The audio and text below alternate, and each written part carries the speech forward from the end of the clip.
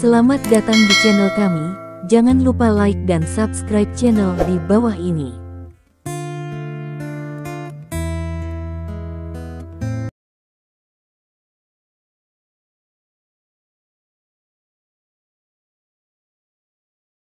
Bab 946.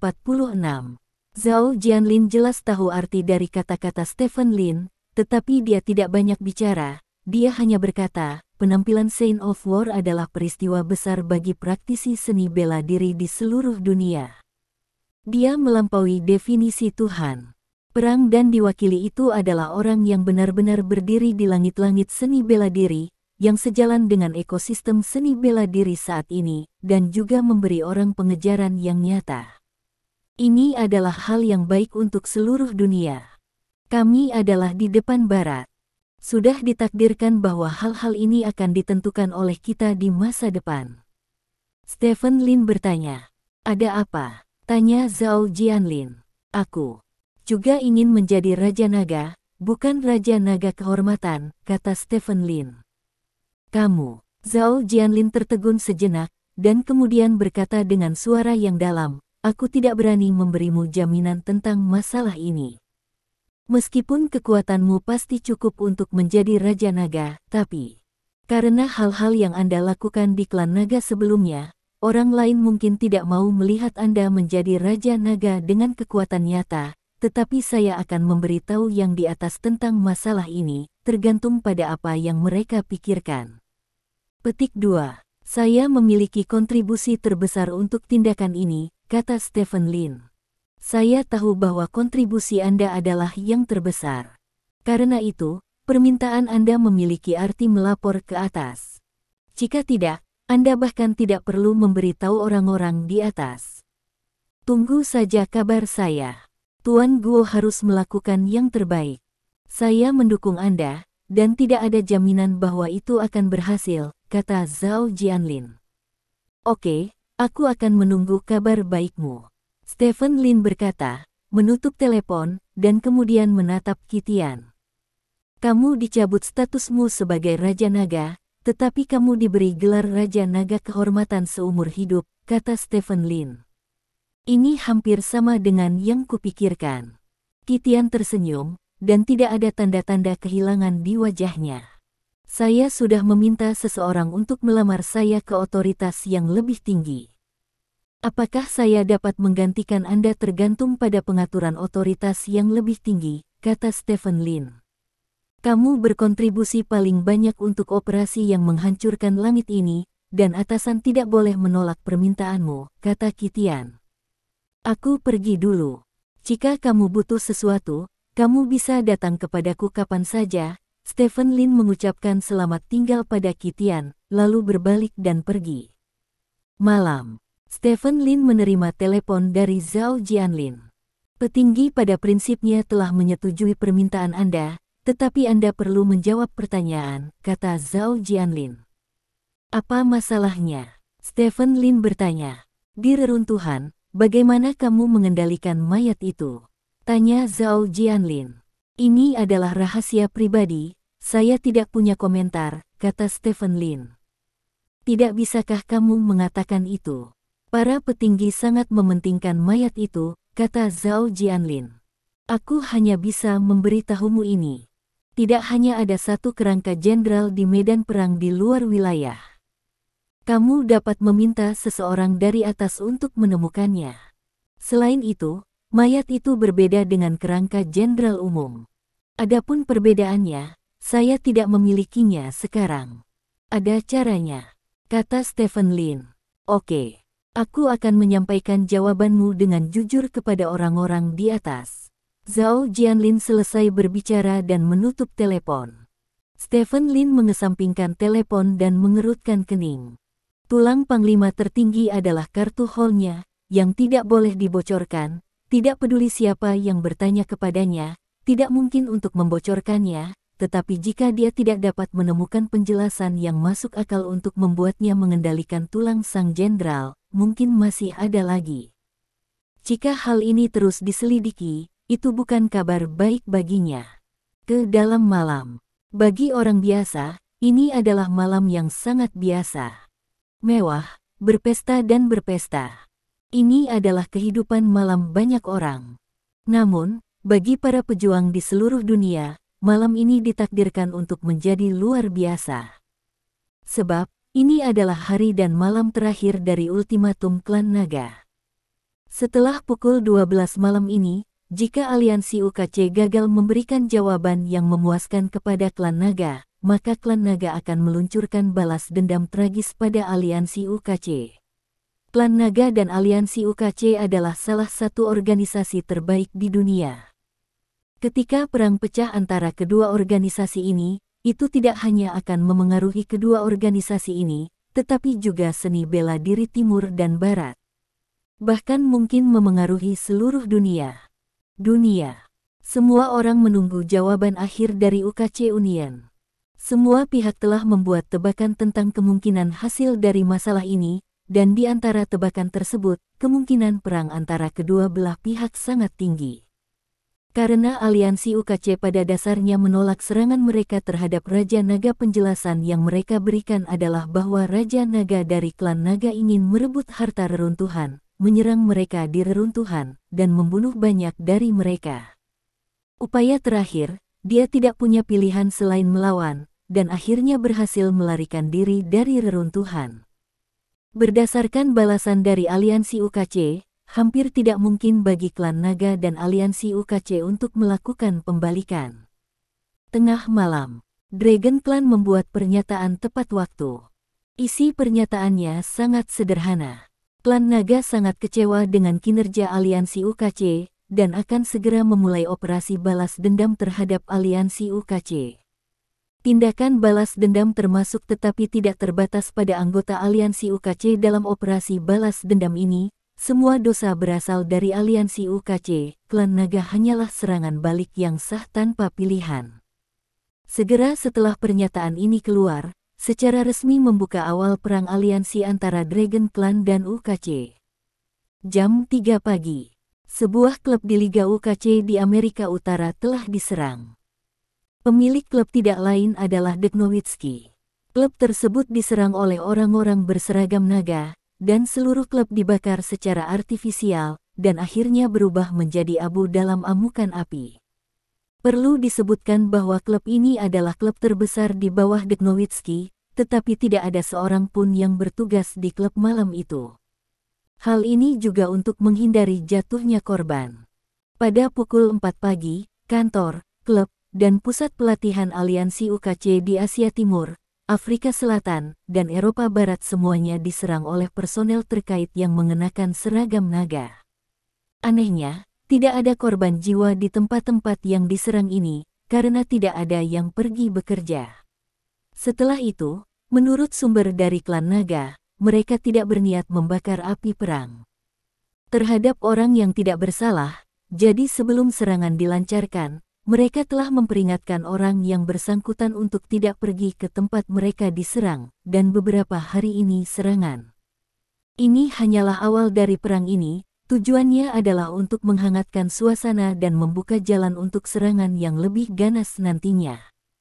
Perbuatan seperti itu langsung mendapat pujian dari semua pihak, seperti kata pepatah, melawan balik membuat onar. Jangan melibatkan orang yang tidak bersalah, inilah tanggung jawab yang seharusnya dimiliki oleh organisasi besar. Namun, pada pukul 8 pagi setelah makanan pembuka keluar, klan Naga mengumumkan batch pertama dari daftar buronan. Ini adalah daftar orang yang dicari untuk anggota aliansi UKC, dengan total 11 orang dalam daftar. Ke-11 orang ini semuanya terlibat dalam penyerangan terhadap Raja Naga. Di antara mereka, Dirk Nowitzki adalah dalangnya, dan beberapa lainnya adalah master yang mengikuti Dirk Nowitzki saat itu. Selain orang-orang tersebut, ada juga beberapa staf sipil tingkat tinggi aliansi UKC. Mereka adalah perencana operasi ini dan memiliki kesalahan yang sama, jadi mereka semua ada dalam daftar orang yang dicari. Daftar orang yang dicari ini lebih seperti deklarasi kematian, karena klan Naga menulis di bawah daftar orang yang dicari. Untuk 11 orang ini, klan Naga akan menghakimi mereka dengan cara mereka sendiri, dan klan Naga akan menghakimi mereka bunuh. Artinya, Chiguoguo dari klan naga mengumumkan ke seluruh dunia bahwa mereka akan membunuh 11 orang ini. Arogansi yang biadab ini. Aliansi UKC segera mengutuk surat perintah penangkapan dan menyatakan bahwa aliansi UKC akan menggunakan kekuatannya sendiri untuk melindungi 11 orang. Pada saat yang sama, aliansi UKC meminta naga untuk menahan diri dan rasionalitas, dan berusaha untuk kembali ke negosiasi meja. Namun, semua orang tahu bahwa klan naga tidak mungkin kembali ke meja perundingan sebelum membunuh 11 orang di daftar buronan. Klan naga tidak mungkin bernegosiasi dengan aliansi UKC. Semua orang menatap pergerakan klan naga, serta 11 orang itu. Di antara 11 orang, yang paling sulit dibunuh pasti Dek Nowitzki. Pria bernama Xiao Chentian di dunia barat ini adalah pemain nomor 1 di Liga UKC.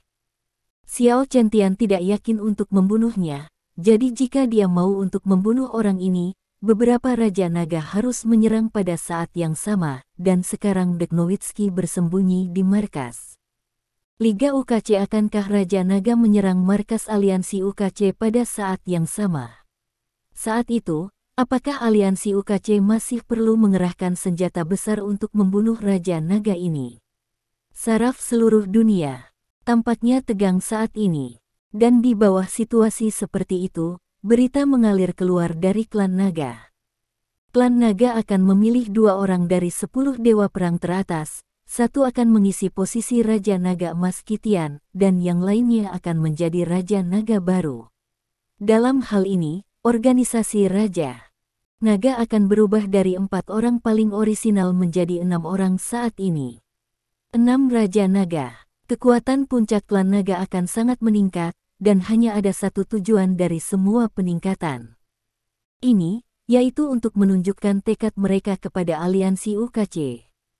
Pada saat yang sama, sekte utama seni bela diri kerajaan naga, Raja Seni Bela Diri dan di atasnya juga mengeluarkan pernyataan bersama saat ini.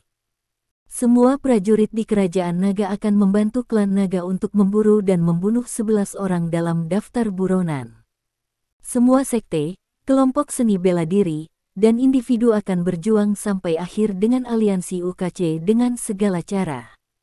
Pernyataan bersama seperti itu, ditambah dengan perluasan pendaftaran Raja Naga, biarkan semua orang di dunia melihat tekad kerajaan naga.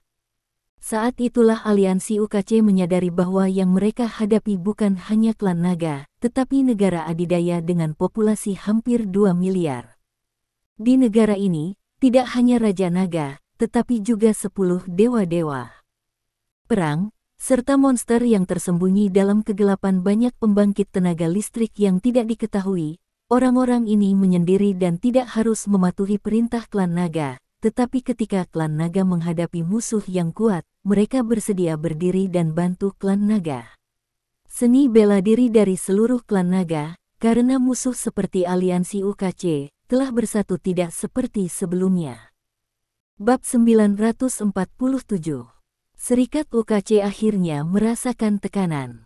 Mereka tidak takut pada 4 Raja Naga, 5 Raja Naga, atau bahkan 6 Raja Naga. Namun, ada generasi master seni bela diri di tanah kerajaan naga. Banyak master telah pensiun dari dunia karena usia mereka, tetapi mereka masih kuat bersarang di rumah dan berkultivasi sendiri. Kekuatannya sangat kuat tetapi sedikit diketahui. Ancaman orang-orang ini tidak lebih rendah dari Raja Naga, karena mereka tidak dikenal. Anda tidak tahu seperti apa rupa mereka, atau bahkan nama mereka. Mereka mungkin tinggal di kota yang sama dengan Anda, atau mereka mungkin adalah orang tua dari teman sekelas putra Anda. Singkatnya, mereka bisa menjadi siapa saja, karena hubungan mereka yang sangat rendah, Anda tidak dapat melakukan pertahanan terlebih dahulu terhadap orang-orang ini, sehingga serangan orang-orang ini seringkali dapat menimbulkan konsekuensi yang lebih mengerikan. Inilah yang paling mengkhawatirkan UKC Union. Mengandalkan tenaga kerja dan jaringan intelijen organisasi, mereka dapat secara akurat memahami pergerakan Raja Naga manapun, tetapi mereka tidak tahu apa-apa tentang orang-orang yang bersembunyi di kegelapan. Serikat UKC, markas besar. Di antara 11 orang dalam daftar buronan, Lebih dari 5 orang ada di sini saat ini, termasuk Deknowitski. Di ruang rapat yang membosankan, pemain top Liga UKC, Deknowitski, Presiden Liga UKC, Tres, anggota Hall of Fame Liga UKC, Booker, Tyron, Del. Semuanya duduk di ruang rapat. Baik Booker dan Tyron berpartisipasi dalam operasi pemecah langit sebelumnya, dan kekuatan kedua pria ini telah mencapai level 10 besar Dewa Perang, kedua setelah Deknowitski. Selain orang-orang tersebut, ada juga beberapa pejabat senior aliansi UKC di ruang konferensi. Wajah semua orang sedikit bermartabat. Ini adalah hal yang menakutkan tentang kerajaan naga, mereka terlalu mudah untuk berkumpul. Kata Tres dengan cemberut. Itu benar, faktanya, kita hanya bermusuhan dengan klan naga, dan tidak ada hubungannya dengan seni bela diri kerajaan naga, kata Booker. Tapi mereka sekarang bertarung satu sama lain. Kita harus menemukan cara untuk menyelesaikan masalah ini. Tidak peduli berapa banyak raja naga yang ada, tapi yang paling menakutkan adalah para master yang bersembunyi di antara orang-orang. Kata orang itu dengan suara berat. Tujuan pertemuan mereka kali ini sebenarnya adalah untuk menemukan cara yang baik untuk menghadapi master seni bela diri yang tidak dikenal di kerajaan naga. Saya punya metode, sederhana dan dapat diandalkan, kata Deknowitski. Ceritakan tentang itu, kata Tres. Jika memang ada master tersembunyi dari kerajaan naga, tangkap dia, dan musnahkan dia sampai mati di depan orang-orang di dunia. Ada idiom di kerajaan naga, yang disebut membunuh ayam untuk memperingatkan monyet. Alasannya mengapa mereka bersatu melawan kita sekarang adalah karena mereka tidak mengetahui betapa buruknya kita. Begitu mereka tahu betapa buruknya kita, maka persatuan palsu ini akan langsung mengungkapkan wajah aslinya. Tidak ada yang mau keluar semua untuk seseorang yang tidak ada hubungannya denganmu, dan menghadapi musuh yang kuat. Deknowitski serius tentang hidup. Kamu benar. Booker mengangguk. Tres mencubit dagunya, melamun.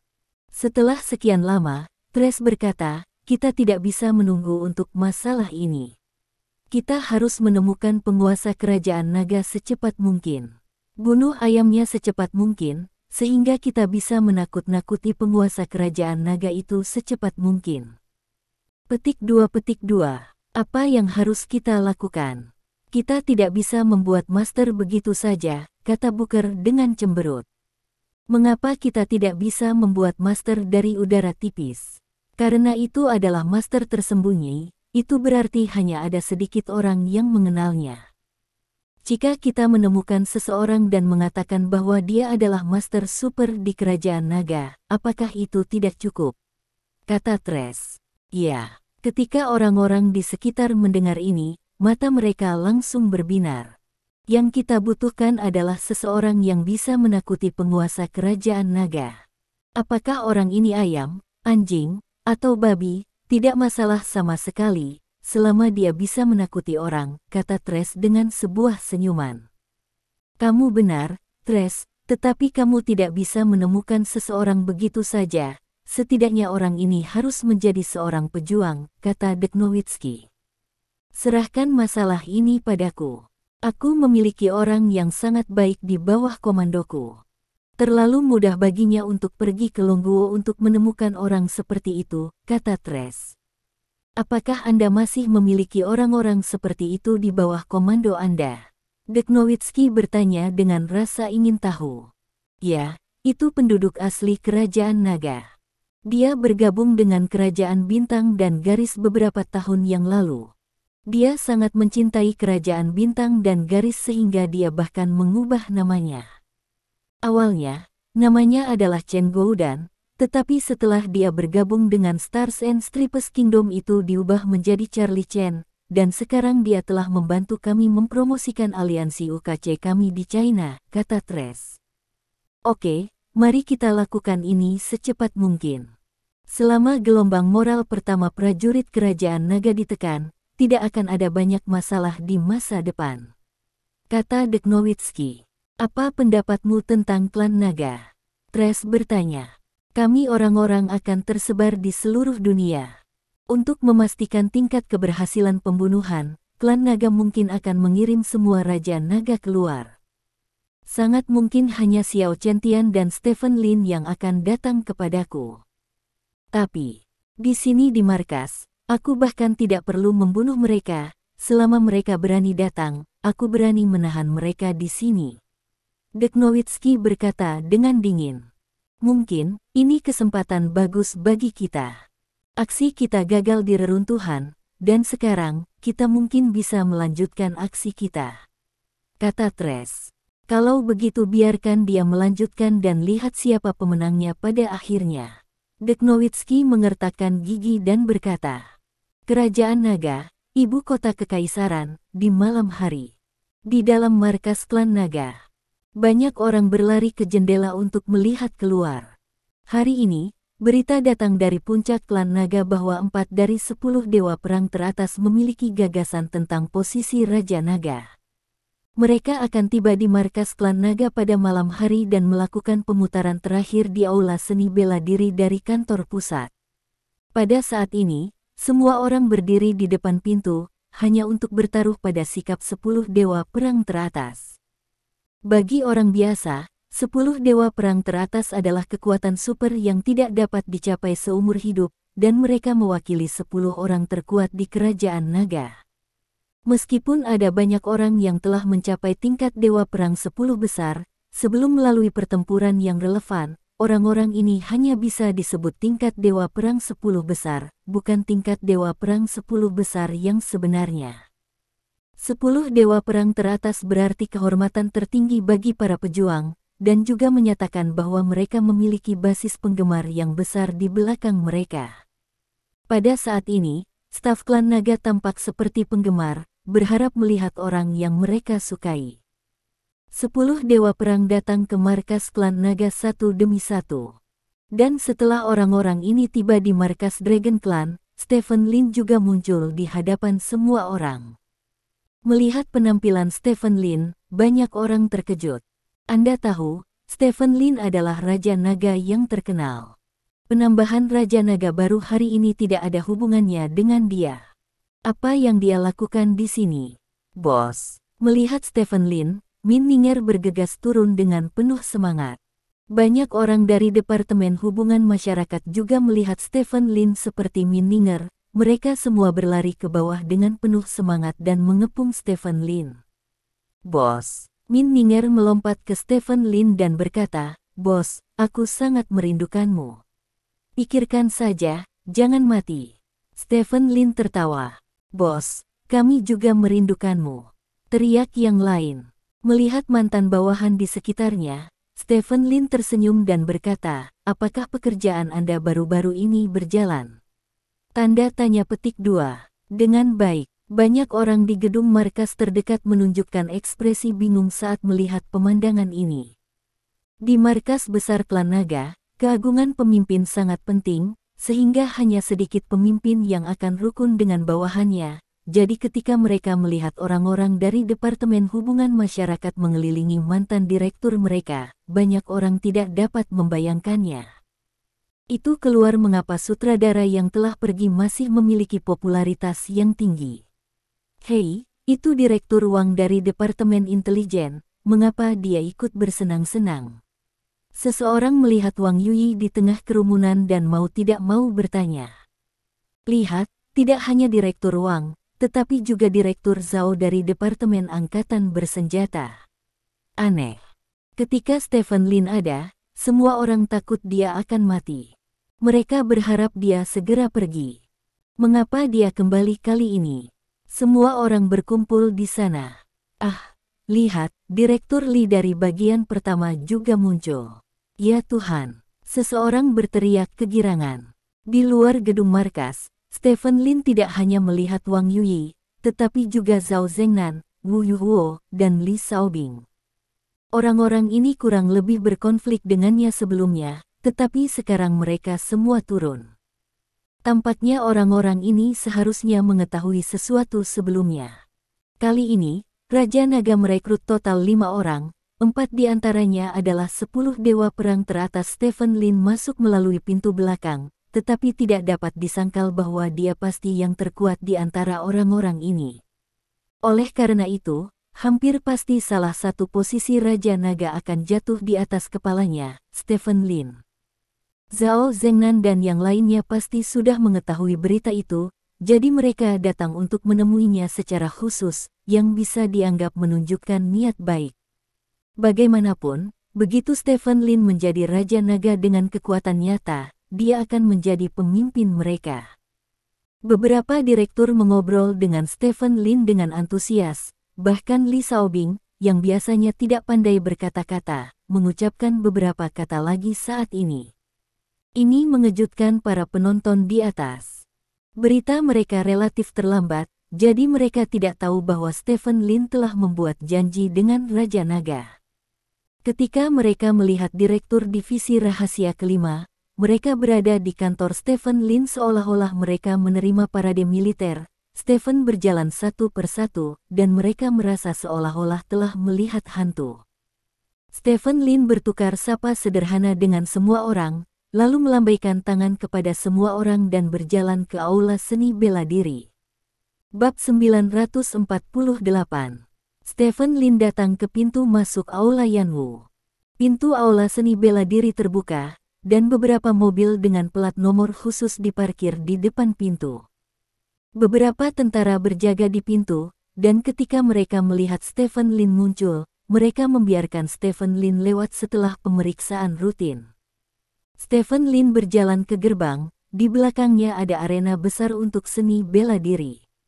Saat ini, banyak orang sudah sampai ke tepi arena seni bela diri. Mata Stephen Lin menyapu orang-orang ini. Raja Naga Putih Xiao Chentian, Raja Zilong Buixian, Chen Hongyu Chen Lao, Guo Ziyu Guo Lao. Hampir semua pemimpin puncak klan naga datang ke sini. Selain itu, perwakilan para bangsawan juga datang ke tempat kejadian. Mereka bertanggung jawab untuk merekam semua yang terjadi di tempat kejadian, sehingga mereka dapat melapor kepada para bangsawan ketika mereka kembali. Ada 4 orang lain selain orang-orang ini. Ketika Stephen Lin melirik orang-orang ini, pupil matanya sedikit menyusut. Di antara 4 orang itu, sebenarnya ada 2 kenalan. Salah satunya adalah Guan Feibai, dan yang lainnya adalah Wei Aning. Wei Aning mengenakan gaun hitam yang aneh, rambutnya jauh lebih panjang dari sebelumnya, dan dia terlihat suram dan dingin. Stephen Lin tidak menyangka akan bertemu Wei Aning di sini. Pria yang menculik Yao Jing ini selalu ada dalam daftar yang harus dibunuh Stephen Lin. Hai, Wei Aning melihat Stephen Lin, tersenyum dan melambai ke Stephen Lin, seolah dia telah melupakan masa lalu di antara mereka berdua. Stephen Lin mengabaikan pihak lain. Stephen, Guan Feibai juga melihat Stephen Lin dan menyapa Stephen Lin. Kakak Guan. Stephen Lin mengangguk ke arah Guan Feibai. Guan Feibai berjalan mendekat dan berkata kepada Stephen Lin dengan suara rendah, "Saya telah mendengar tentang masalah Anda. Sayangnya, tindakan Anda gagal. Jika tidak, kerajaan naga kita akan menghasilkan pembangkit tenaga listrik yang tiada taranya." Petik 2. Jika tidak Deknowitsky melanggar janjinya, dan aksinya sukses. Stephen Lin berkata dengan dingin. Aku bukan lawan orang itu, tapi aku sama sekali tidak takut pada orang lain. Jangan khawatir, aku pasti akan membantumu menghilangkan bau mulut ini. Guan Feibai berkata dengan gigi terkatup. Terima kasih. Stephen Lin dengan sungguh-sungguh berterima kasih kepada Guan Feibai. Dia tidak memiliki banyak kontak dengan Guan Feibai, tetapi kebaikan Guan Feibai kepadanya sangat besar, dan dia tidak akan pernah melupakan kebaikan ini. Wei Aning tidak tahu apa yang dia pikirkan. Dia telah menolak perekrutan klan naga beberapa kali sebelumnya, tapi kali ini dia berinisiatif untuk datang kepadanya. Aneh, kata Guan Feibai. Jika saya berstatus Raja Naga, akan sulit bagi saya untuk membunuhnya. Stephen Lin berkata dengan cemberut. Mungkin karena ini, tapi, mengetahui takdir, Wei Aning adalah orang paling aneh di antara 10 dewa perang. Jika kamu memiliki dendam padanya, kamu harus lebih memperhatikan, kata Guan Feibai. Saya mengerti. Stephen Lin mengangguk. Saat ini, Chen Hongyu datang bersama pejabat senior klan naga. Dewa Perang, izinkan saya untuk menyambut Anda atas nama tingkat tinggi klan naga, karena dalam perang saat ini, kami menjaga semuanya tetap sederhana, jadi kami tidak terlibat dalam hal-hal imajiner itu. Kata Chen Hongyu. Guan Feibai dan yang lainnya semua berjalan di depan Chen Hongyu, sementara Stephen Lin berdiri di samping, menyilangkan tangan, tanpa mengucapkan sepatah kata pun. Penambahan Raja Naga yang baru kali ini merupakan hasil diskusi bulat kami dengan hal di atas. Saat ini, 5 orang telah mendaftar, yaitu Guan Feibai, Wei Aning, Liu Yong, Long Feihuo dan Stephen Lin. Selain Stephen Lin, 10 besar 4 dewa perang datang, ditambah Xiao Chentian, Zhao Tuntian, dan Buixian, kami telah mengumpulkan 7 dari 10 dewa perang teratas di sini. Saya sangat senang dengan ini, kata Chen Hongyu. Chen Tua, tidak perlu mengatakan kata-kata sopan, beritahu kami bagaimana memilih Raja Naga sesegera mungkin, sehingga tugas dapat diberikan sesegera mungkin. Kata Xiao Chentian. Jangan khawatir tentang beberapa menit, kata Chen Hongyu, memandang semua orang dan berkata, cara memilih Raja Naga kali ini sebenarnya sangat sederhana. Kalian semua adalah master terkenal, dan keahlian kalian dicatat, jadi jika Anda hanya tidak masuk akal bagi Anda untuk menunjukkannya di sini, atau mendiskusikannya. Oleh karena itu, setelah kami memutuskan dengan suara bulat, pemilihan Raja Naga akan menjadi cara paling sederhana. Siapa yang dapat membunuh 11 orang di daftar orang yang dicari pertama? 1. Siapa yang bisa menjadi Raja Naga baru? Apakah ini hanya kompetisi kecepatan? Tanya Guan Feibai. Ya, kami telah mengobarkan perang melawan aliansi UKC dan membuat keributan. Sekarang kami harus mengambil langkah selanjutnya secepat mungkin.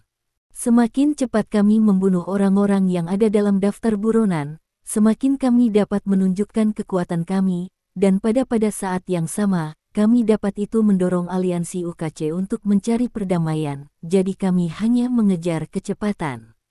Selama Anda cukup cepat, pertama dan kedua bunuh orang di daftar pencarian, maka Anda akan menjadi Raja Naga baru dari klan naga. Kata Chen Hongyu. Itu terlalu sederhana, kata Wei Aning sambil tersenyum. Apakah kamu punya pendapat tentang ini? Chen Hongyu bertanya. Tentu saja saya tidak keberatan. Dalam hal kecepatan, saya jauh lebih cepat dari semua orang yang hadir, Wei Aning tertawa. Aku juga tidak. Guan Feibai menggelengkan kepalanya, sangat adil untuk memutuskan kepemilikan Raja Naga dengan kecepatan membunuh musuh. Dua pria kuat lainnya juga menggelengkan kepala dan berkata tidak ada masalah. Apa pendapatmu tentang Stephen? Chen Hongyu bertanya. Saya tidak punya masalah, tapi saya harap klan naga dapat memberikan dukungan intelijen yang sesuai. Kata Stephen Lin. Tidak masalah. Kami akan memberimu dukungan intelijen menyeluruh. Pada saat yang sama, kami juga akan mengirim orang-orang kuat kami untuk memburu orang-orang ini. Jika kecepatanmu terlalu lambat, target akan dibunuh oleh orang-orang kami. Pertama, maka Anda hanya dapat mengubah target Anda. Di sisi lain, jika Anda menemui kesulitan dalam mengejar dan membunuh, kami juga dapat memberikan bantuan sesuai kemampuan kami. Kata Chen Hongyu. Tidak apa-apa, kalau begitu, aku pergi dulu. Kata Wei Aning, berjalan langsung ke pintu. Di tengah jalan, Wei Aning tiba-tiba berbalik untuk melihat Stephen Lin dan berkata, apakah kamu masih ingat permusuhan kita? Aku tidak akan pernah melupakannya selama sisa hidupku. Stephen Lin berkata dengan datar. Wei Aning tersenyum, mengangkat bahu dan berkata, aku benar-benar orang yang pendendam. Sepertinya aku benar memilih untuk mencalonkan diri sebagai Raja Naga. Jika aku menjadi Raja Naga, kamu tidak bisa menyentuhku begitu saja. Petik 2. Setelah selesai berbicara, Wei Aning berbalik dan berjalan ke depan. Stephen Lin berdiri di tempatnya, melihat Wei Aning pergi dengan ekspresi dingin di wajahnya. Jika dia benar-benar menjadi Raja Naga, kamu benar-benar tidak dapat melakukan apapun padanya, kata Guan Feibai dengan suara rendah. Orang yang ingin aku bunuh, apakah itu Raja Naga atau seorang bangsawan? Selama aku memikirkannya, dia harus mati, kata Stephen Lin datar. Wajah Guan Feibai sedikit berubah, dia tidak berharap Stephen Lin mengatakan kata-kata yang keterlaluan seperti itu, tetapi untungnya, tidak ada orang di sekitarnya yang sepertinya mendengar kata-kata ini, jadi Guan Feibai menghela nafas lega. Bahkan jika kamu ingin melakukan sesuatu, kamu tidak dapat melakukannya di depan umum, jangan sampai kamu tertangkap, kata Guan Feibai. Ya, Stephen Lin mengangguk. Semuanya, jarang sekali semua orang berkumpul, dan kita akan pergi bertarung sendiri. Mengapa kamu tidak berkompetisi di sini, bagaimana menurutmu? Kata Xiao Chentian tiba-tiba. Bersaing. Semua orang yang hadir saling memandang. Di antara 10 dewa perang teratas, ada 6 yang berkumpul di sini. Biasanya, semua orang sangat terpencar. Sangat jarang bisa berkumpul kali ini. Aku tidak keberatan, kata Guan Feibai. Dua lainnya juga mengangguk. Bagi mereka, cara terbaik untuk menguji kekuatan mereka sendiri adalah bersaing dengan pria kuat lainnya. Aku akan melupakannya, pesawat di malam hari, kata Stephen Lin.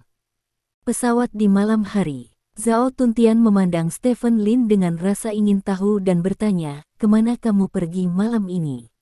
Aku akan merayakan ulang tahun calon ayah mertuaku. Stephen Lin berkata dengan sebuah senyuman. Ayah mertua masa depan. Semua orang yang hadir saling memandang, dan kemudian tersenyum. Kamu benar-benar tidak terburu-buru. Kamu masih ingin merayakan ulang tahun ayah mertuamu. Sepertinya kamu sangat menghargai pacarmu, kata Zhao Tuntian. Stephen Lin tersenyum dan berkata, itu perlu. Saya akan pergi dulu. Semuanya, tolong tunggu kabar baik saya. Anda juga harus berhati-hati, kali ini aliansi UKC telah menyiapkan banyak kesulitan untuk kita atasi. Jalan Sanfeng, lambat. Semua orang mengucapkan selamat tinggal pada Stephen Lin. Stephen Lin berbalik dan berjalan keluar dari aula seni bela diri, lalu meninggalkan markas klan naga. Stephen Lin tidak terburu-buru pergi ke bandara, tetapi kembali ke kompleks villa keluarga Lin. Dia tidak pergi ke rumahnya sendiri, tetapi langsung pergi ke kediaman Lin Mengji yang jaraknya puluhan meter darinya. Di rumah Lin Mengji, Lin Waner dan Lin Mengji ada di sana. Ketika Stephen Lin tidak ada di rumah, Lin Waner hampir selalu bersama Lin Mengji, dan Lin Mengji juga dengan setia memikul tanggung jawab seorang bibi. Hubungan keduanya kini sangat dekat, bahkan melebihi hubungan antara Stephen Lin dan Lin Waner. Saudaraku, ini benar-benar saatnya kamu kembali. Makanannya baru saja disiapkan, kata Lin Mengji sambil tersenyum saat melihat Stephen Lin muncul. Aku menghitung waktu untuk datang ke sini, Waner. Ayo peluk ayah. Stephen Lin berteriak kepada Lin Waner yang sedang menggambar di ruang tamu. Lin Waner meletakkan kuas, dan terbang menuju Stephen Lin seperti monyet kecil, lalu melemparkan dirinya ke pelukan Stephen Lin. Kamu sangat tinggi. Stephen Lin memeluk Lin Waner, dan menemukan bahwa Lin Waner sedikit lebih tinggi daripada terakhir kali dia melihatnya. Ya, kata bibiku. Sekarang saatnya aku tumbuh dewasa, kata Lin Waner sambil tersenyum. Aku ingat ketika aku pertama kali bertemu denganmu, kamu hanyalah anak kecil, dan sekarang kamu telah tumbuh menjadi seorang gadis kecil, kata Stephen Lin sambil menyentuh kepala Lin Waner dengan emosi. Lin Waner tersenyum, dan meletakkan kepalanya di dada Stephen Lin. Waner akan bisa masuk sekolah dasar tahun depan, kata Lin Mengji. Begitu cepat, Stephen Lin bertanya dengan heran. Dia lebih pintar dan belajar banyak hal dengan cepat. Saya mengajarinya banyak pengetahuan sekolah dasar. Dia sudah mempelajarinya. Sekarang dia masuk sekolah dasar, saya perkirakan dia akan lulus dari sekolah dasar dalam 2-3 tahun. Saya akan coba biarkan dia mengikuti ujian masuk perguruan tinggi sebelum dia berusia 16 tahun, kata Lin Mengji. Ujian masuk perguruan tinggi. Stephen Lin memandang Lin Wanner di depannya, sedikit bingung. Adik perempuanku sepertinya berpikir terlalu jauh, kan? Bab 949. Era saat ini berbeda dari kita. Anak-anak harus belajar terlebih dahulu. Saya mendengar bahwa beberapa orang pergi ke kelas sprint Universitas Qingbei pada usia 10 tahun, dan diterima di Universitas Qingbei pada usia 13 tahun. Wan kami, sangat pintar. Sama sekali tidak ada masalah untuk diterima di Universitas Qingbei pada usia 16 tahun, kata Lin Mengji dengan serius. Ini, Stephen Lin ragu-ragu. Dalam rencananya, Wanner akan berlatih seni bela diri. Jika semua waktu dihabiskan untuk belajar, jam berapa yang tersisa untuk berlatih seni bela diri? Wanner juga suka belajar, dan sekarang dia mengikuti semua kursus sekolah dasar dengan sangat gembira, kata Lin Mengji. Benarkah?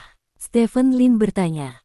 Ya, Lin Wanner mengangguk, dan berkata, Papa Lin, menurutku belajar itu sangat menarik. Tidak apa-apa. Stephen Lin berkata sambil tersenyum, kalau begitu biarkan bibimu mengajarimu, dan aku akan mengatur beberapa pelajaran untuk Anda nanti.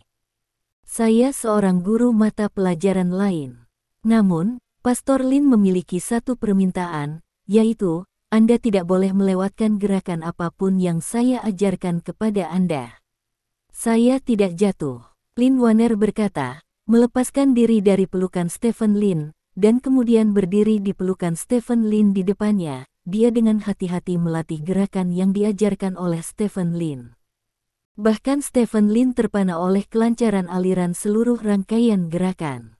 Anda harus tahu bahwa dia membutuhkan waktu 3 tahun untuk mempelajari rangkaian gerakan ini, sementara Lin Wanner baru memiliki lebih dari 1 tahun sekarang. Kualifikasi ini jauh lebih kuat darinya. Jika dia berlatih seni bela diri dengan kualifikasi seperti itu, dia pasti akan menjadi santo seni bela diri wanita pertama di kerajaan naga di masa depan. Namun, Stephen Lin tidak akan memaksa Lin Wanner untuk melakukan hal-hal yang tidak dia minati. Dia juga tidak akan memaksanya untuk mengubah kesukaannya, karena dia suka membaca sekarang, biarkan dia membaca. Ayah Lin, aku sangat baik sekarang, lihat, kata Lin Wanner tiba-tiba. Stephen Lin memandang Lin Wanner dengan rasa ingin tahu, dan kemudian melihat Lin Wanner menekuk kakinya dan melompat di tempat. Memanggil. Lin Wanner mengambilnya hingga ketinggian 5 atau 6 meter, lalu meraih kandil di bagian atas ruang tamu. Setelah itu, Lin Wanner bergerak lagi, melompat langsung dari kandil ke lantai 3 villa, lalu melompat dari lantai 3 ke lantai ruang tamu. Dengan keras, Lin Wanner berlutut dengan satu kaki di ruang tamu. Saat Stephen Lin hendak memuji Lin Wanner mengangkat tangan kanannya dan meninju tanah dengan keras. Ledakan. Terdengar suara tumpul dari seluruh tanah, seolah-olah ada sesuatu yang berat telah menghantam tanah. Luar biasa, bukan? Jika aku tidak menarik kembali kekuatanku, aku akan membuat lantainya penyok. Lin Wanner berkata sambil tersenyum. Kamu sangat kuat sekarang. Stephen Lin bertanya dengan mata terbuka lebar karena tidak percaya. Dia sangat kuat. Dia memindahkan perabotan sebelumnya. Kakak, apakah kamu memberinya beberapa pil ampuh? Jika tidak, mengapa dia begitu kuat di usia yang begitu muda? Lin Mengji bertanya dengan curiga. Aku tidak melakukannya. Stephen Lin menggelengkan kepalanya, lalu menatap Lin Wanner dan berkata, Wanner, aku berdiri di sini, coba pukul aku dengan seluruh kekuatanmu. Petik 2. Tidak, aku tidak melakukannya. Aku tidak ingin meninju Pastor Lin. Kamu akan terluka. Lin Wanner menggelengkan kepalanya dengan tegas.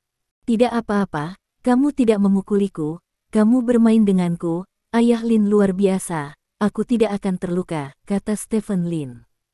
Aku sangat kuat. Bibiku bilang aku tidak bisa memukul orang, kalau tidak aku akan menyakiti mereka, Lin Wanner terus menggelengkan kepalanya. Bibimu menyuruhmu untuk tidak memukul orang luar. Ayahmu Lin dan aku baik-baik saja. Cepat dan coba, desak Stephen Lin. Lin Wanner berjalan ke Stephen Lin dengan ragu, dan berkata, Pastor Lin, apakah Anda benar-benar ingin saya memukul Anda? Baiklah, cobalah yang terbaik, kata Stephen Lin. Bisakah, Bibi? Lin Wanner menatap Lin Mengji dan bertanya. Tidak apa-apa jika itu ayahmu, tetapi tidak jika itu orang lain, kata Lin Mengji. Kalau begitu aku tahu. Lin Wanner mengangguk, lalu berdiri di depan Stephen Lin, menarik napas dalam-dalam, dan mengangkat tangan kanannya. Gunakan saja kekuatanmu, jangan khawatir menyakitiku, kata Stephen Lin. Saat ini, dia tidak mengaktifkan tubuh kakunya, karena tubuh kaku akan membuat tubuh menjadi keras. Begitu Lin Wanner memukul dengan keras, kekuatan reaksi cukup untuk melukai Lin Wanner. Dengan kekuatan tubuh Stephen Lin saat ini, bahkan jika dia tidak menggunakan tubuh yang kaku, itu bukanlah sesuatu yang bisa dilukai oleh prajurit biasa, apalagi seorang gadis kecil seperti Lin Wanner. Stephen Lin tersenyum, seolah menyemangati Lin Wanner. Lin Wanner mengepalkan tangan kecilnya dengan erat. Wanner, ayah memberitahumu, mengepalkan tangan bukan berarti kamu bisa mengerahkan kekuatan terbesar. Saat meninju, yang terpenting adalah keterkaitan antara pinggang, perut, dan lengan. Jika keduanya terhubung dengan baik, pada saat meninju, jika kepalan tangan Anda terkepal terlalu erat, itu akan dengan mudah membuat gerakan Anda kaku, yang tidak kondusif untuk mengerahkan kekuatan. Ajar Stephen Lin. Oh, Lin Wanner sepertinya mengerti kata-kata Stephen Lin, melonggarkan tinjunya sedikit, lalu menyesuaikan postur tubuhnya. Ingat, pinggang dan kuda adalah satu, kata Stephen Lin. Ya, kata Lin Wanner, menarik napas dalam-dalam 2 kali, lalu tiba-tiba memutar pinggangnya, dan mengarahkan tangannya ke depan. Memanggil, tinju itu membuat sedikit suara angin, dan kemudian mendarat di perut Stephen Lin. Ledakan. Karena Stephen Lin tidak menggunakan tubuh yang kaku, tinjunya mengenai otot lunak dengan kuat dan mengeluarkan suara yang dalam. Kekuatan meledak dari tinju Lin Wanner, meremas otot perut Stephen Lin dan menyebar ke samping. Wajah tersenyum Stephen Lin tiba-tiba berubah saat ini. Wajahnya berkerut lebih dulu, lalu mulutnya terbuka lagi, dan air liur di mulutnya keluar tak terkendali. Pada saat yang sama, tubuh Stephen Lin mundur beberapa langkah tak terkendali, sampai dia mundur ke depan tembok sebelum berhenti. Ayah Lin, apakah kamu baik-baik saja? Lin Wanner bertanya dengan gugup saat melihat penampilan Stephen Lin. Tidak apa-apa, bagaimana aku bisa, apa yang akan terjadi, tapi 10 besar. Uhuk. Stephen Lin tiba-tiba terbatuk keras saat berbicara. Apakah kamu benar-benar baik-baik saja? Lin Mengji bertanya dengan cemas. Tidak apa-apa, aku hanya tidak muncul dalam satu tarikan napas, dan aku kehabisan napas, Stephen Lin dengan cepat menjelaskan. Itu bagus. Aku berpikir bahwa tidak mungkin bagimu untuk dilukai oleh seorang anak. Lagi pula, kamu adalah Raja Naga, kata Lin Mengji. Stephen Lin menggerakkan sudut mulutnya, menunjukkan senyum jelek, lalu menarik napas dalam-dalam, dan berdiri tegak. Wanner, kekuatanmu benar-benar tidak kecil, kata Stephen Lin. Sudah kubilang, aku memiliki kekuatan yang hebat, kata Lin Wanner dengan serius. Ini sangat besar. Stephen Lin mengangguk dengan malu. Kekuatan pukulan tadi tidak bisa dijelaskan dengan kata-kata biasa. Stephen Lin hampir tidak muntah dari pukulan itu ketika dia tidak menggunakan tubuh yang kaku. Sedikit. Ini hanya kepalan tangan seorang gadis berusia 6 tahun. Jika gadis kecil ini mempelajari tubuh yang kaku dan membangkitkan kekuatan, bukankah perlu mengalahkan sekelompok besar orang dewasa? Sayang sekali dengan bakat seperti itu, dia tidak bisa mengabdikan dirinya dengan sepenuh hati untuk latihan seni bela diri. Wanner, ayah memberitahumu bahwa ketika kamu pergi ke sekolah di masa depan, apapun yang terjadi, kamu tidak boleh berkelahi dengan teman sekelasmu, apalagi memukul orang lain, apakah kamu mengerti? Stephen Lin berkata dengan serius. Ya, Saya mengerti. Lin Wanner mengangguk. Juga, jangan sampai ada yang tahu bahwa kamu berbeda dari mereka. Kamu harus menjadikan dirimu seperti orang lain, mengerti? Kata Stephen Lin. Mengerti. Lin Wanner mengangguk lagi. Kamu juga harus ingat bahwa kamu harus berlatih gerakan yang diajarkan ayahmu setiap hari, sekali setiap pagi, dan kamu akan lebih efisien dalam belajar dan belajar setelahnya. Bagaimanapun, kamu tidak boleh melewatkan rangkaian gerakan itu. Stephen Lin mendesak jalan. Aku tahu Papa Lin. Oke, ayo makan. Lin Mengji mendesak dari samping. Stephen Lin mengangguk, mengangkat Lin Wanner dan masuk ke restoran. Setelah makan malam, Stephen Lin mengucapkan selamat tinggal pada Lin Wanner dan Lin Mengji, meninggalkan kediaman Lin Mengji, dan menuju akademi film dengan mobil. Dalam perjalanan, Stephen Lin mengangkat pakaiannya dan melihat perutnya. Ada bekas tinju kecil berwarna merah di perutnya. Mengerikan. Stephen Lin hanya bisa menghela nafas dengan emosi. Kekuatan pukulan Lin Wanner barusan diperkirakan telah melampaui kebanyakan prajurit. Tanpa menggunakan tubuh yang kaku, pukulan itu membuatnya cukup kesakitan. Mobil melaju sampai ke akademi film, dan akhirnya sampai di gerbang akademi film. Seorang wanita cantik berkaki panjang berdiri di gerbang sekolah. Kecantikan berkaki panjang ini tidak lain adalah Ye San. Setelah melihat mobil Stephen Lin, Ye San berlari dan membuka pintu untuk masuk ke dalam mobil. Bos Lin. Ye San masuk ke dalam mobil dan berkata kepada Stephen Lin. Ya. Stephen Lin mengangguk, menutup matanya dan berkata kepada pengemudi, kamu bisa pergi ke bandara. Petik 2. Ya. Pengemudi menyalakan mobil dan menuju ke bandara. Ye San duduk di dalam mobil, memandangi langit berbintang dari waktu ke waktu. Dikatakan bahwa bintang-bintang yang bersinar di atas langit berbintang semuanya terbuat dari berlian asli, yang tidak terbayangkan oleh Ye San, yang lahir di keluarga biasa. Namun, langit berbintang sangat indah, dan sesekali Anda bisa melihat bintang jatuh lewat. Ye San sangat emosional. Permainan yang dimainkan oleh orang kaya ini benar-benar berbeda dari orang biasa. Kenapa kamu tidak memakai rok? Stephen Lin tiba-tiba bertanya. Ya, begitulah. Hari ini agak dingin, jadi aku memakai celana, tapi aku akan ganti setelah naik pesawat, kata Ye San. Oh, Stephen Lin mendengus, tetapi tidak mengatakan apa-apa lagi. Bos Lin, apakah ada yang harus saya perhatikan lebih banyak saat pergi keluar kali ini? Tanya Ye San. Tidak, kamu hanya perlu menjadi asistenku, kata Stephen Lin. Oke. Ye San mengangguk. Mobil bergerak maju dengan cepat dan tiba di bandara tidak lama kemudian. Ini adalah pertama kalinya Ye San memasuki terminal jet bisnis bandara. Melihat lobi yang luas dan sofa di dalamnya, Ye San merasa sangat rendah hati. Dia bergegas ke kamar mandi dan berganti pakaian profesional berwarna abu-abu. Lensa mata berbingkai dan menyisir rambutnya ke belakang menjadi kuncir kuda yang rapi. Setelah melakukan semua ini, Ye San keluar dari kamar mandi dan datang ke sisi Stephen Lin.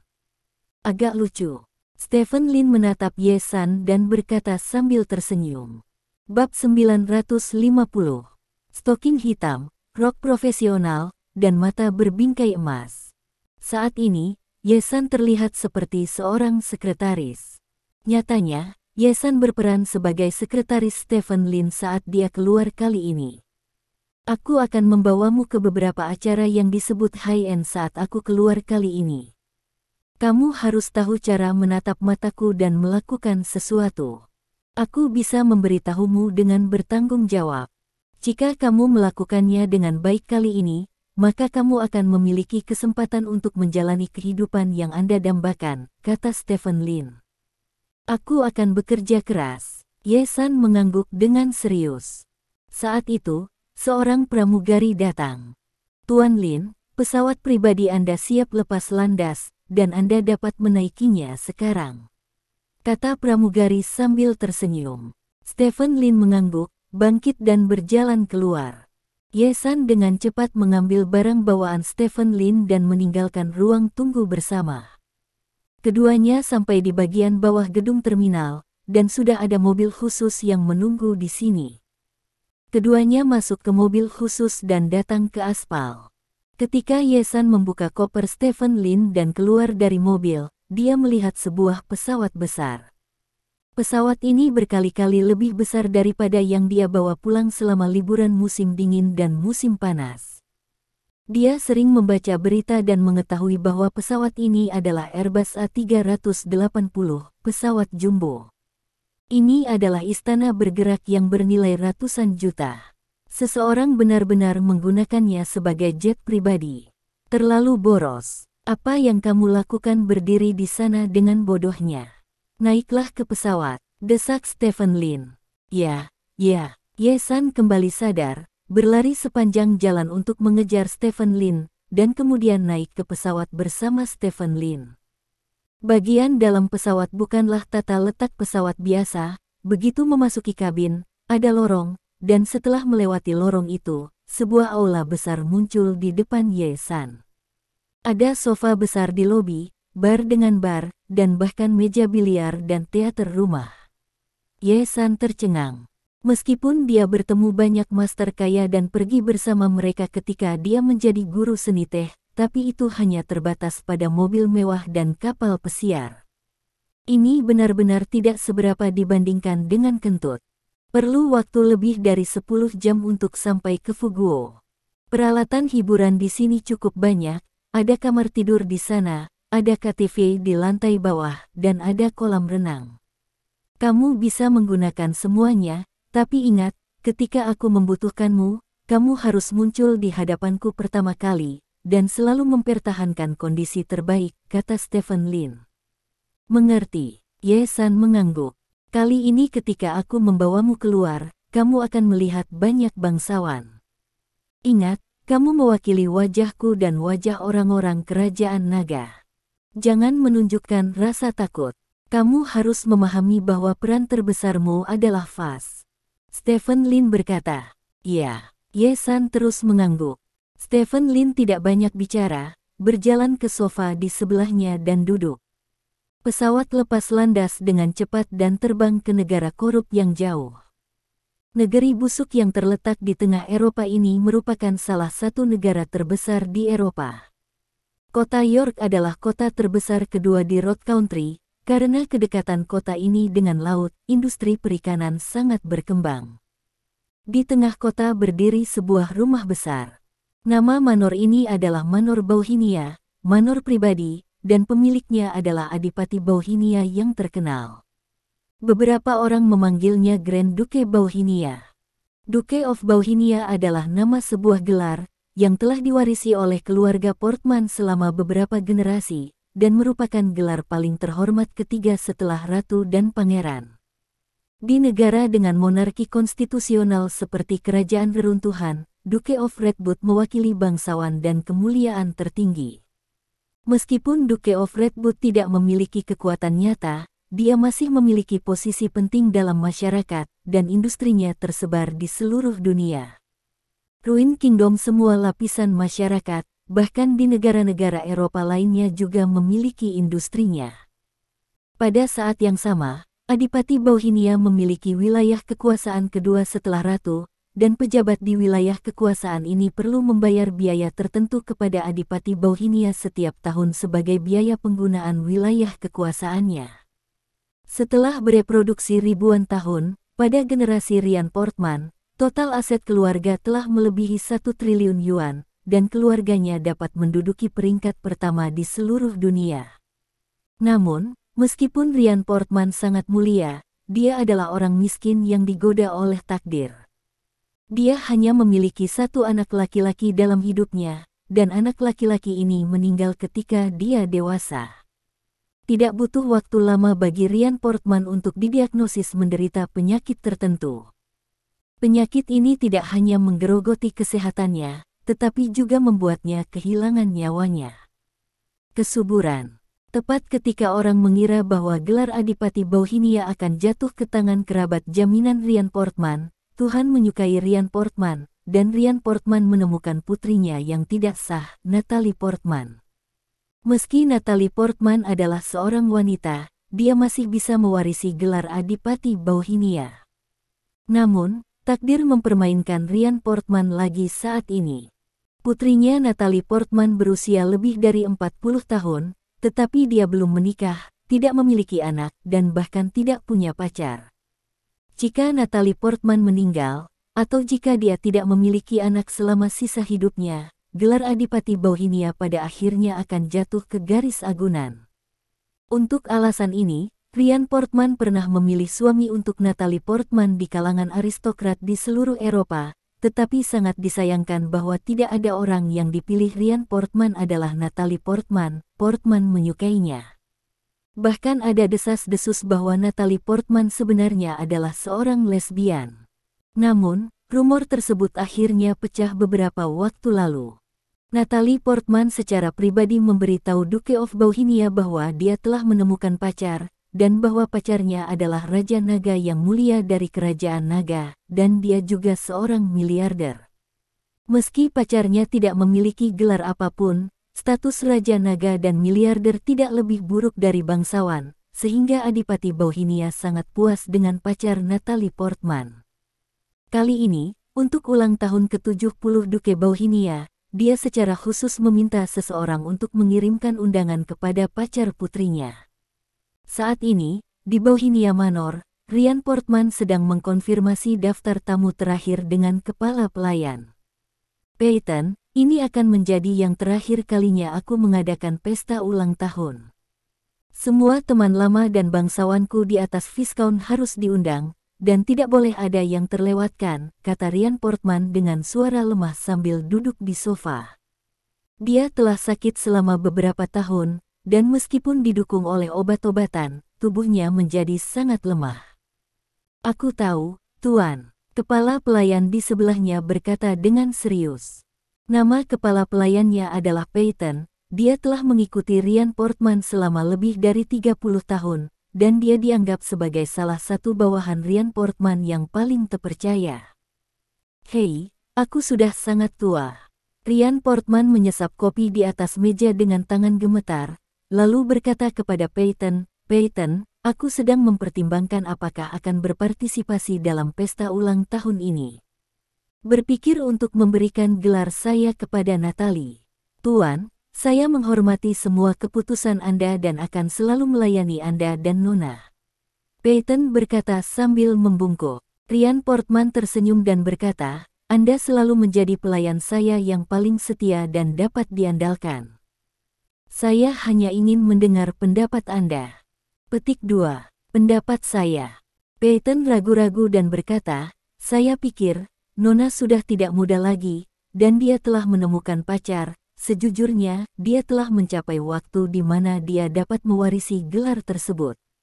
Petik 2. Itu benar. Ryan Portman melirik Peyton dan berkata, ketika Stephen Lin datang nanti, mengapa tidak membiarkan dia dan Natalie bertunangan? Adipati Bauhinia saya, sebagai hadiah untuk mereka hadiah pertunangan, bagaimana menurut Anda? Ini juga mungkin, bagaimanapun, wanita itu tidak muda. Dia seharusnya memiliki rumah, tapi saya tidak tahu. Apakah Stephen Lin akan setuju, kata Peyton. Dia akan setuju, selama dia berasal dari negeri naga, kata Ryan Portman sambil tersenyum. Itu yang terbaik, Peyton mengangguk. Pada saat yang sama, bagian lain dari manor. Natalie Portman berdiri di depan cermin, dan seorang pelayan berdiri di belakangnya, mengenakan korset untuknya. Pinggang adalah sejenis pakaian tradisional di istana Eropa, yang dapat membentuk sosok wanita yang mempesona secara maksimal. Namun, sosok Natalie sangat bagus sehingga pelayan itu memasang korset di tubuhnya dengan sedikit usaha. Nona, sosokmu benar-benar hebat. Pelayan itu tidak bisa menahan nafas. Natalie melihat dirinya di cermin dan memutar tubuhnya sedikit. Apakah Anda ingin mengenakan gaun Anda sekarang? Tanya pelayan itu. Hampir, dia akan segera datang, kata Natalie. Baik, pembantu itu mengangguk, dan memanggil pelayan lain dari samping. Mereka membawa satu set gaun ke sisi Natalie, dan kemudian mulai membantu Natalie mengenakan gaun itu. Mungkin butuh waktu hampir 1 jam untuk memakai rok seperti ini, tapi ini adalah kebiasaan di kalangan bangsawan. Entah kapan gaya berpakaian abad pertengahan mulai bangkit kembali di aristokrasi Eropa, gaya berbusana ini adalah wanita memakai gaun yang berlebihan, dan pria memakai kaos kaki panjang, sepatu kulit runcing dan gaun formal. Ini seperti memakai hanfu di kerajaan naga. Natalie memandang dirinya yang klasik dan mulia di cermin, tersenyum kecil, dan berkata, tentu saja, tidak ada pria yang tidak menyukai wanita cantik. Petik 2. Kota York, Bandara. Pesawat jumbo dari Longguo mendarat di bandara. Konvoi Rolls-Royce sudah terparkir di landasan. Posisi pesawat berhenti persis di samping Rolls-Royce tersebut. Pintu kabin terbuka, dan Stephen Lin keluar dari kabin, diikuti oleh Ye San. Keduanya turun dari pesawat satu persatu dan sampai di depan konvoi. Selamat datang, Tuan Lin.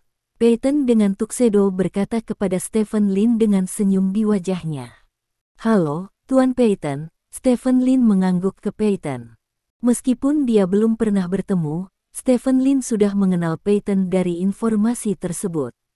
Tuan Duke dan Nona sudah lama menunggumu. Ngomong-ngomong, Tuan Lin, siapa wanita ini? Peyton menatap Ye San dan bertanya.